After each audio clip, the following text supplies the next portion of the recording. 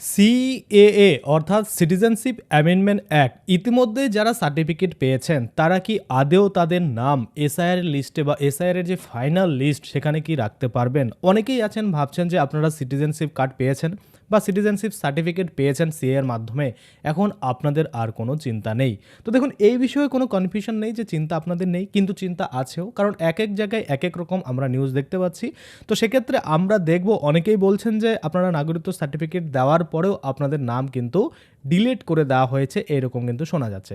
তো সেক্ষেত্রে এই নিয়ে একটা নিউজ পোর্টালে কি বলা হয়েছে বা মুখ্যমন্ত্রী মমতা বন্দ্যোপাধ্যায় এই নিয়ে কি বলেছে সেটা যদি আমি আপনাদের দেখাই।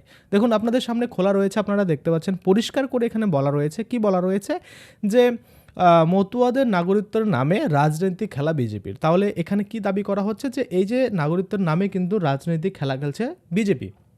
তো আমাদের মুখ্যমন্ত্রী মমতা বন্দ্যোপাধ্যায় পরিষ্কার করে কিন্তু এইরকমই মানে মন্তব্য করেছেন, যেটা কিন্তু নিউজ পোর্টালে বের হয়েছে। আমি আপনাদের সামনে পেপার থেকে দেখাচ্ছি, দেখুন পরিষ্কার করে কী কী কিন্তু বলা রয়েছে। দেখুন, বৈধ ভোটার হওয়া সত্ত্বেও এসআইআরে তাদের নাম বাদ দেওয়া হচ্ছে। অর্থাৎ আপনি বৈধ ভোটার কিন্তু আপনার নাম তারপরও বাদ দেওয়া হচ্ছে। কে বাদ দিচ্ছে? ইসিআই অর্থাৎ ইলেকশন কমিশন অফ ইন্ডিয়া এবং সাথে বিজেপি মিলিতভাবে, অর্থাৎ তারা দুইজন মিলে আপনাদের বা যারা বৈধ ভোটার তাদের নামও বাদ দিয়ে দেওয়া হচ্ছে, এই রকমটাই কিন্তু এখানে বলা হচ্ছে। আচ্ছা, এমনকি তাদের নাগরিকত্ব নিয়েও প্রশ্ন তুলছে বিজেপি। বৃহস্পতিবার বড়মা বীণাপাণি দেবীর তিরোধান দিবসে শ্রদ্ধা জানাতে গিয়ে মতুয়াদের নিয়ে বিজেপির চক্রান্ত মানে নিয়ে যে মুখ খোলেন মুখ্যমন্ত্রী মমতা বন্দ্যোপাধ্যায়। সমাজ মাধ্যমে পোস্ট করে মমতা সাফ জানান, মতুয়াদের এমন পরিস্থিতির সামনে পরিকল্পনা করেই ঠেলে দিয়েছে কেন্দ্রীয় সরকার। এর জন্য বিজেপিকে আক্রমণ কিন্তু করেছে আমাদের মুখ্যমন্ত্রী মমতা বন্দ্যোপাধ্যায়। নাগরিকত্ব দেওয়ার নামে রাজনীতির খেলা চলছে, এই রকমটা কিন্তু বলেছে। আচ্ছা, তাদের পরিচয় নিয়েই প্রশ্ন তোলা হচ্ছে। কেন্দ্রীয় বিজেপি সরকার চক্রান্তে আজ এক অস্থির ও বিভ্রান্তিকর পরিস্থিতিকে মতুয়া ভাই বোনদের ঠেলে দেওয়া হয়েছে। এসআইআরে মতুয়াদের নাম বাদ দেওয়ার জন্য বিজেপিকে দায়ী করে মমতার তোপ। এসআইআরে ইচ্ছে করে ভোটার তালিকা থেকে তাদের নাম বাদ দেওয়া হচ্ছে বা তাদের বাদ দেওয়া হচ্ছে বলে জানানো হয়েছে। যারা পুরুষানুক্রমে এদেশের নাগরিক, অর্থাৎ যারা বংশ পরম্পরায় এদেশের নাগরিক, এবং তাদের নামও কিন্তু অনেকের বাদ পড়ে যাচ্ছে, এমনটা কিন্তু বলা হচ্ছে। এবং সাথে সাথে শুধু তাই নয়, বাংলার মানুষের অধিকার কেড়ে নেওয়ার বিরুদ্ধেও কিন্তু রুখে দাঁড়ানোর বার্তা দিলেন মমতা বন্দ্যোপাধ্যায়। এই অন্যায় আমরা মেনে নেব না, এমনটাই কিন্তু বলা হচ্ছে। আমার মতো ভাই বোন সহ বাংলার মানুষের অধিকার কেড়ে নেওয়ার যে চেষ্টা চলছে তার বিরুদ্ধে আমাদের লড়াই চলবে এবং চলছে। বাংলার মানুষের গায়ে কোনো আঁচ পড়তে আমরা দেব না। এই বিশেষ দিনে আমার অঙ্গীকার, এটা কিন্তু মুখ্যমন্ত্রী মমতা বন্দ্যোপাধ্যায় বলেছে। আচ্ছা, এদিন ছিল সমগ্র মতুয়া সমাজের ও মতুয়া মহাসংঘের বড়মা বীণাপাণি দেবীর তিরোধান দিবসের দিন। তাকে স্মরণ করে মমতা জানান যে শ্রী শ্রী হরিচাঁদ ঠাকুর ও শ্রী শ্রী গুরুচাঁদ ঠাকুরের প্রদর্শিত পথে মতুয়া মহাসংঘ বাংলার সামাজিক সংস্কার ও নবজাগরণের এক অবিচ্ছেদ্য অংশ। দলিত ও অবহেলিত মানুষের অধিকার রক্ষা, শিক্ষার প্রসার এবং জাতপাতহীন এক মানবিক সমাজ গড়ার যে আন্দোলন এই মহাসংঘ শুরু করেছিল, বড়মা সারা জীবন সেই আদর্শকেই লালন করেছেন। তার নেতৃত্বে মতুয়া মহাসংঘ সামাজিক সাম্য ও ভ্রাতৃত্বের এক স্তম্ভ হিসাবে কিন্তু প্রতিষ্ঠিত হয়েছে বলে মন্তব্য করেন মমতা।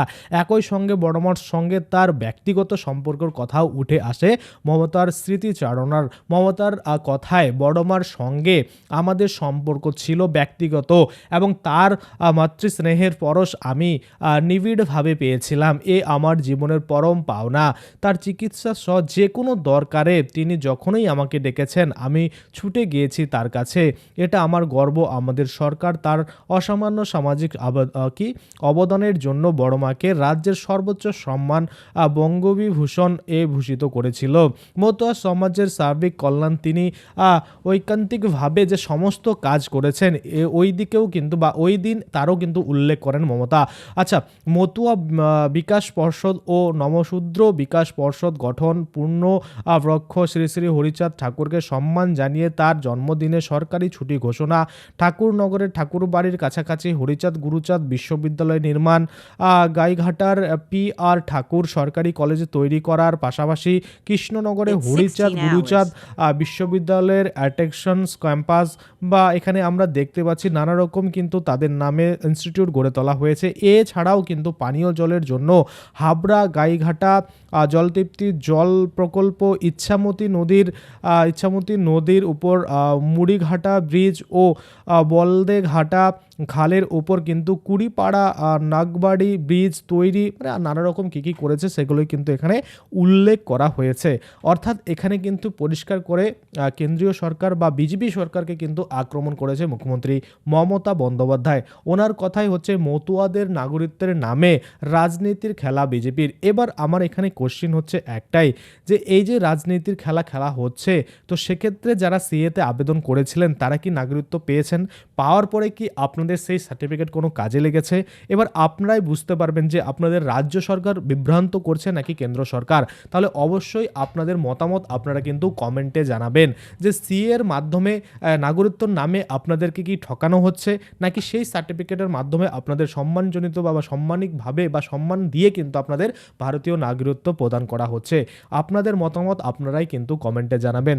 যারা ইতিমধ্যে মনে করুন যে অন্ধভক্তে ভক্ত রয়েছেন, অর্থাৎ আপনারা এমন কিছু মানুষ থাকে যারা কিন্তু যে কোনো এক দলকে এমনভাবে ভালোবাসে যেন অন্য দলকে দেখতে পারে না, সেক্ষেত্রে একদম ব্যালেন্স হয়ে আপনারা কিন্তু অবশ্যই কমেন্ট করবেন যে হ্যাঁ, এই যে কেন্দ্রীয় সরকার আপনাদের জন্য সিএএ আইন বা অনলাইন পোর্টাল চালু করেছে এবং এটার মাধ্যমে আপনারা আবেদন করে যে নাগরিকত্ব পাচ্ছেন, সেটা কি আদৌ আপনাদের কোথাও কাজে লাগছে কি কাজে লাগছে না, বা এসআইআর এর ক্ষেত্রে আপনারা সেটা দিয়ে কি নতুন করে ভোটার লিস্টে নাম তুলতে পারছেন কি পারছেন না, বা সেটা আপনার কোথাও কাজে আসছে কি আসছে না, নাকি শুধুমাত্র আপনাদের নাগরিকত্ব দিবে বলে ঠকানোই হচ্ছে, এটা কিন্তু অবশ্যই আপনারা কমেন্টে জানাবেন। আপনাদের মূল্যবান কমেন্ট কিন্তু সেটা অবশ্যই ভিত্তি রাখে, আর যার জন্য কিন্তু আপনারা প্রত্যেকেই, আপনারা যারা ইতিমধ্যে পেয়েছেন বা পাচ্ছেন বা পাবেন, তারা কিন্তু আপনাদের মতামত জানাবেন। বিশেষ করে যারা মতুয়া সম্প্রদায় রয়েছেন তারা যদি ভিডিও দেখে থাকেন তাহলে অবশ্যই আপনাদের মতামত জানাবেন যে এই যে পেপারে মুখ্যমন্ত্রী মমতা বন্দ্যোপাধ্যায়ের অঙ্গীকার বা দাবি সেগুলো কতটা যুক্তিযুক্ত, বা কেন্দ্রীয় সরকার আপনাকে সত্যি কি ঠকাচ্ছে কিনা, সেটা কিন্তু অবশ্যই আপনারা নিজেরা ভালো করে বুঝতে পারছেন।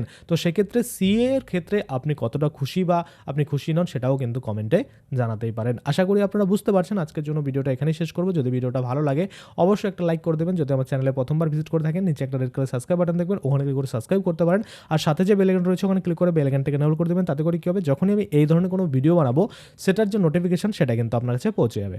ধন্যবাদ।